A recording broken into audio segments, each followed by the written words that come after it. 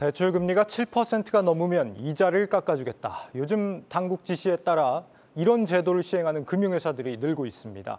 역차별 논란과 함께 금융사들의 부실화를 우려하는 목소리도 높습니다. 장슬기 기자입니다.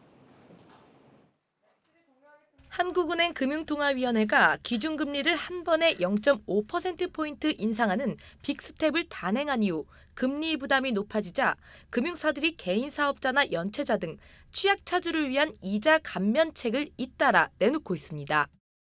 KB국민은행은 이달 말부터 연 7%가 넘는 금리를 적용받고 있는 개인 사업자들이 대출 기한을 연장할 때 최고 연 2%포인트까지 이자를 깎아주기로 했습니다. 하나은행도 올해 대출 만기가 도래하는 개인 사업자들 중 연 7%가 넘는 경우 최대 1%포인트 금리를 우대합니다. 여기에 신한은행은 전체 주택담보대출자들 중 연 5%를 넘는 경우 초과분을 은행이 1년간 지원하는 방안을, 우리은행은 다중채무자에 대한 원금 감면 혜택까지 검토 중입니다. 이 밖에도 금융당국은 개별 금융회사가 운영 중인 신용대출 119 등 채무조정 지원 제도를 적극 이용해 취약차주들이 만기 연장이나 대환 등의 지원을 받도록 적극 독려하고 나섰습니다.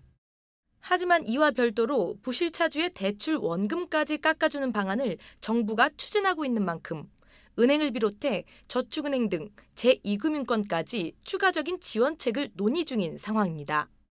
특히 연체 90일 이상의 부실차주에 대해서는 최대 90%의 과감한 원금 감면까지 추진한다는 방침인데 일각에선 성실 상환자에 대한 역차별이라는 지적도 제기됩니다.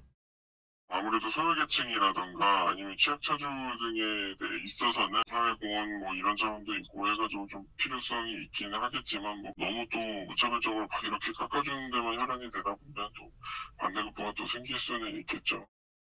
현재 금융사들은 당국의 방침에 따라 추가 지원 대상에 대한 선별 기준을 마련 중입니다. 금융당국은 논란을 줄이기 위해 공정한 맞춤 지원이 잘 이뤄지고 있는지 점검하겠다는 방침이지만 결국 순입 감소나 부실 위험에 대한 부담은 고스란히 금융사로 전가될 수밖에 없다는 지적입니다. 한국경제TV 장슬기입니다.